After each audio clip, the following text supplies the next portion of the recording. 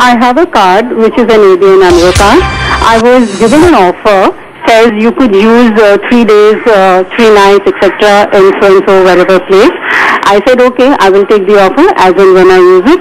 Immediately the following month, I got a bill saying you have stayed so-and-so place and you were charged 4,500 rupees extra in my bill. Now certainly I had not taken the offer, so I would definitely not pay up the bill. After which I followed up. Whenever there was a kind of alert for payment, I said I have not used this, however you've charged me. But promptly they kept sending me the bills with 4,500, and since I had not paid, they charged me for the various charges, service charge, late fees, financial charges, whatever. After that I stopped using the card and I went up to the query. Whenever I received an alert or a call, I said I simply refuse to pay and please disconnect my card.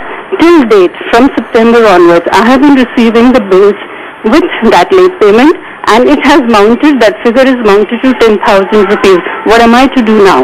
I would ask Mr. Harsh Rungta to address this issue because it's a very typical problem. You are given the value-added services you don't want, then you are charged for it.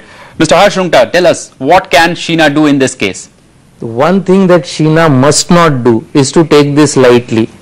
This so-called 10,000 rupee default is going to stand in her way when she goes to take a home loan, when she goes to take a car loan, and very soon when she goes to buy insurance, probably when she wants to rent a flat. Your credit history is extremely important. Please guard it zealously. Please don't take it lightly. What to do about this? First, stop talking to people on the phone. Talking to people on the phone, unless you're getting a reference number for your complaint, is completely useless. As human beings, we like to talk to other human beings, but because there is no record of that, as a grievance redressal, I don't think it's a great thing to do.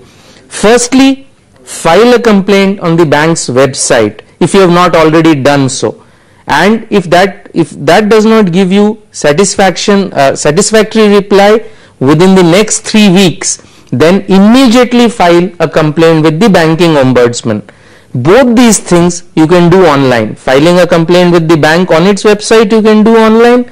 Filing a complaint with the ombudsman, you go to RBI's site and there is a section on ombudsman which will give you the address and the email address of the ombudsman of your area. You can file a complaint electronically. I can assure you lots of people, lots of Apna Paisa's consumers have benefited. Banking ombudsman is an excellent machinery that RBI has created to address exactly these kind of issues. Vimal, if you could hear us, please go ahead with your question. Yeah, my query is every month when I get my credit card statement, there is a mention on it that my outstanding and payment pattern is being updated with CIBIL. So my query is, when is this outstanding updated? Immediately after the bill is generated or after the payment due date? Mr. Harsh Rungta, please take that question, sir. Well, I'm not 100% sure, but it is done periodically, and I think that's quarterly. But what does it matter? I mean, if it is done what really counts is what amount was due. So even if it is done at the time, suppose this end of the month coincides with this bill being generated, it does not matter, that amount is still not due. So I don't think we should worry about the cutoff point. What he should rightly worry about is that he pays all the bills on time. I don't think there is anything else that he should worry about. Hello? Yes, Rishi, we could hear you. Please go ahead with the question. Yes, Rishi. Yeah, this is Rishi Malhotra. Actually, what had happened is I had a State Bank of India credit card. Hello? Yeah. Right, Rishi, please go ahead.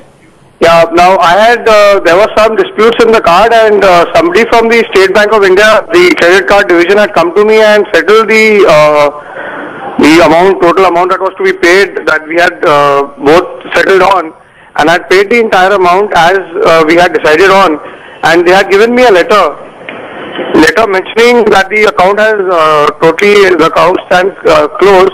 Now, even after that, I have been getting calls and legal letters from saying that the have not been closed yet. So, what do you suggest me to do?